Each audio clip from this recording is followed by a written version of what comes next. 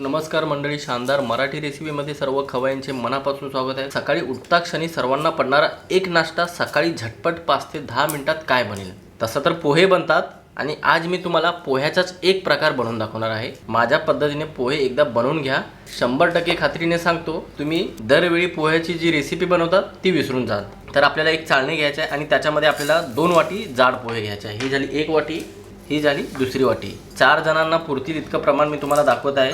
ही वाटी मी कपाच्या मापाप्रमाणे सेट करून ठेवलेली आहे। कोणती वाटी सेट करून घ्या आणि त्याच वाटीने तुम्हाला माप घ्यायचं आहे। आणि पोहे कधीही घेतले की त्याला चाळून घेणं महत्त्वाचं आहे, कारण की ह्याच्यामध्ये बारीक बारीक डस्ट असतात, शिवाय ह्याच्यामध्ये भुसा असतो, कचरा असतो, बारीक बारीक भाजके पोहे असतात, ते सर्व निघायला पाहिजे। तुम्ही चाळून नाही घेतलं की पोह्याचा लगदा होतो किंवा ते कडक होतात, चिवट होतात, म्हणून तुम्हाला पोहे चाळून घेणं महत्त्वाचं आहे। चांगल्या प्रकारे अगोदर चाळून घेतो। तर मंडळी, पोह्याला चाळून घेतलं की मोठ्याशा भांड्यामध्ये काढून ठेवायचं आहे। आणि आत्ता याला आपल्याला ना धुवायचं आहे ना भिजवायचं आहे, ह्याला थोडा वेळ आपण बाजूला ठेवू आणि तोपर्यंत आपण पुढची तयारी करू। तर मंडळी, मी तुम्हाला आज खरडा पोहे बनवून दाखवणार आहे। त्यासाठी आपल्याला खरडा बनवून घ्यायचा आहे। इथे नॉनस्टिक पॅन घ्यायचा आहे आणि त्याच्यामध्ये आपल्याला 2 ते 3 चमचे तेल घ्यायचं आहे। तेल आपल्याला जास्त कडकडीत गरम होऊ द्यायचं नाही। जास्त कडकडीत गरम झालं की मिरच्या भाजताना ठसका लागेल, नाहीतर डोळ्यामध्ये उडण्याची जास्त शक्यता आहे मिरच्या। म्हणून तेल हलकसं गरम झालं की ह्याच्यामध्ये आपल्याला 5 ते 6 अशा पोपटी रंगाच्या मिरच्या टाकायच्या आहेत। या कमी तिखट मिरच्या असतात, म्हणून मी कमी घेतलेल्या आहेत। तुम्हाला जास्त तिखट हवं असेल तर जास्त मिरच्या वापरू शकता, किंवा ह्या मिरच्या जागी तुम्ही रेग्युलरच्या हिरव्या मिरच्या असतात ना एकदम, त्या वापरल्या तरी चालेल। पण तिखट जरा सांभाळून वापरायचं, कारण की त्या जास्त तिखट असतात, त्या ह्या मिरच्यापेक्षा दुपटीने तिखट असतात। मग त्याचं प्रमाण जरा सांभाळून घ्यायचं आहे। जिथं मी 4 ते 5 मिरच्या ह्या घेतलेल्या आहेत, तिथं फक्त 2 ते 3 मिरच्यामध्ये खरडा चांगला बनतो। आता मिरचीला आपल्याला कट सुद्धा लावून घ्यायचं, किंवा असे 2 तुकडे करायचे आहेत, म्हणजे मिरची उडणार नाही। फक्त काही सेकंदच मिरच्यांना अगोदर परतून घ्यायचं आहे। आणि ह्याच्यामध्ये आपल्याला 1 चमचा जिरे टाकायचे आहेत आणि 8 ते 10 लसणाच्या पाकळ्या टाकायच्या।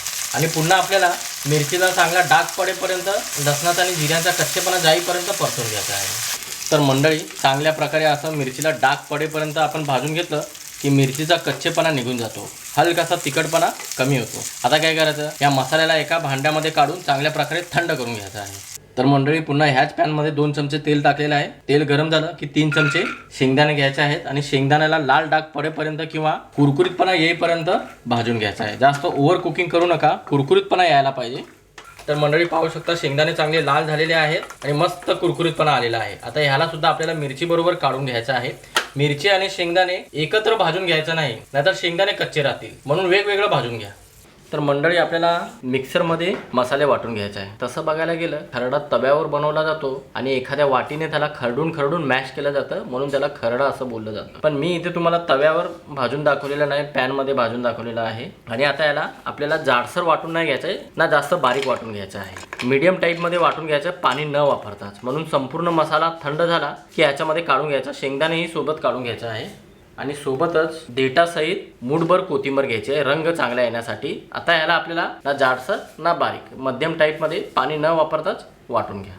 तर मंडळी, पाहू शकता असा खरडा आपल्याला वाटून घ्यायचा आहे, ना जास्त बारीक आहे ना जास्त जाड आहे। आता तुम्हाला विचार पडला असेल की ह्याच्यामध्ये पाणी वापरलं आहे काय? पाणी वापरलेलं नाही, कोथिंबीरला पाणी सुटतं आणि मस्त असं ह्याला ओलसरपणा येतो, म्हणून आपल्याला असा खरडा वाटून घ्यायचा आहे मिक्सरमध्ये। आता खरडा वाटून झालं की थोडा वेळ आपण याला बाजूला ठेवू।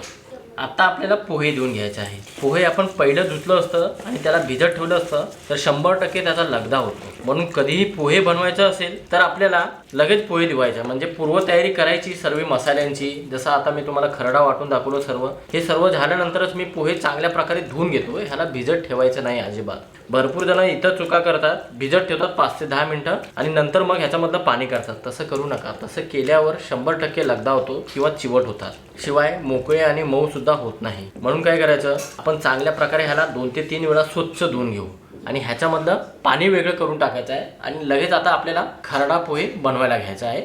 तर मंडळी, आज मी तुम्हाला हे खरडा पोहे कुकरमध्ये बनवून दाखवत आहे। तुम्ही वाटलं तर कोणती पॅन किंवा कढाई घेऊ शकता आणि ह्या कुकरमध्ये 2 मोठ्या पळ्या तेल घेत आहे। जवळपास 5 ते 6 चमचे तेल आहे बरं का।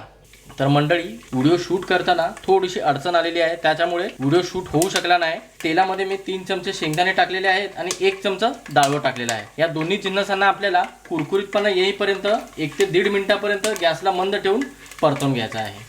तर मंडळी आपण पाहू शकता 1 ते 1.5 मिनिटं झालेले आहेत. शेंगदाणे आणि फुटाणे चांगल्या प्रकारे परतून तयार झालेले आहेत, म्हणजेच की हलकासा कुरकुरीतपणा सुद्धा आलेला आहे आणि हलकासा रंग वेगळा सुद्धा झालेला आहे. आता ह्याच्यामध्ये आपल्याला 1 चमचा मिक्स मोहरी जिरा टाकायचा आहे. ह्याला चांगल्या प्रकारे चटकू देऊ, म्हणजे ह्यांचा कच्चेपणा जाईल. अगोदर टाकलं असतं तर हे जास्त ओव्हर कुकिंग झालं असतं आणि करपले असते, म्हणून नंतर टाकायचं आहे. थोडेसे कढीपत्ता टाकायचे आहे. एक मोठ्या आकाराचा कांदा बारीक चिरून घ्यायचा आहे आणि एक बटाटा, कच्चा बटाटा आहे बरं का, त्याला सुद्धा आपल्याला मीडियम टाईपमध्ये कापून घ्यायचं आहे. आणि आता सर्व जिन्नसांना चांगल्या प्रकारे परतून घ्यायचं आहे 1 ते 1.5 मिनिटापर्यंत, म्हणजे बटाट्याला सुद्धा नरमपणा यायला पाहिजे आणि कांदा सुद्धा एकदम ट्रान्सपरंट दिसायला पाहिजे. तर मंडळी आपण पाहू शकता बटाट्याला हलकासा लाल रंग आलेला आहे आणि कांदे सुद्धा चांगल्या प्रकारे भाजले गेले आहेत तेलामध्ये, म्हणजेच की ट्रान्सपरंट दिसायला लागलेले आहेत. आता काय करायचं, जो आपण बनवून ठेवला होता ना खरडा, तो संपूर्ण ह्याच्यामध्ये काढून घ्यायचा आहे. आता खरड्याला चांगल्या प्रकारे या मसाल्यामध्ये एकजीव सुद्धा करायचा आहे आणि चांगल्या प्रकारे परतून घ्यायचा, जेणेकरून ह्याला तेल सुटायला पाहिजे.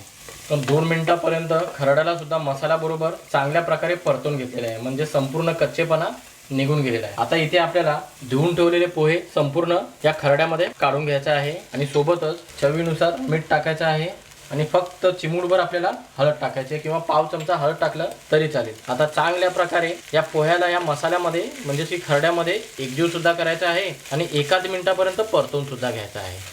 तर मंडळी एकदम हलक्या हाताने आपल्याला पोहे चमच्याने एकजीव करून घ्यायचा बरं का. जास्त जोर लावून चमच्याने ढवळून घेतलं की पोहे तुटणार, मग काय होणार, ह्याचा लगदा सुद्धा होऊ शकतो. किंवा या पॅनला तुम्ही असं टॉस करू शकता, म्हणजे चांगल्या प्रकारे सर्व जिन्नस एकजीव सुद्धा होणार आणि परतून सुद्धा होणार. आता आपल्याला झाकण लावायचं कुकरचं. मग आपल्याला शिट्टी काढून घ्यायची नाही, आपल्याला विदाऊट शिट्टी म्हणजे शिट्टी लावायची नाही आणि झाकण लावून घ्यायचं आहे. न शिट्टी लावताच आपल्याला 5 मिनिटापर्यंत वाफ काढून घ्यायची आहे.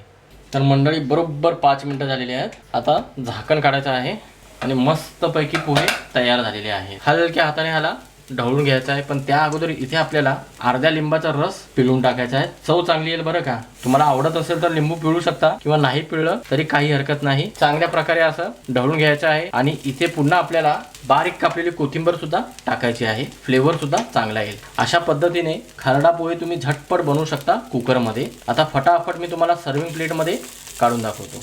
तर मंडळी कांदे पोहे तर आपण दरवेळी खातो किंवा तुम्ही दडपे पोहे खाल्ले असतील, पोह्याचे वेगवेगळे प्रकार नक्कीच खाल्ले असतील, पण एकदा अशा पद्धतीने खरडा पोहे बनवून पहा कुकरमध्ये. इतके टेस्टी आणि भन्नाट लागतात मंडळी, लगदा अजिबात होणार नाही. एकदम मऊ मोकळे, तास 2 तास 3 तास सुद्धा असेच राहणार, इतकं मी तुम्हाला खात्रीने सांगतो. एकदा माझ्या पद्धतीने हा खरडा पोहेची रेसिपी बनवून पहा किंवा तुम्ही डब्याला द्या. मुलंच काय मोठे देखील कौतुक करतील आणि दरवेळी असेच पोहे बनवायला नक्की सांगतील.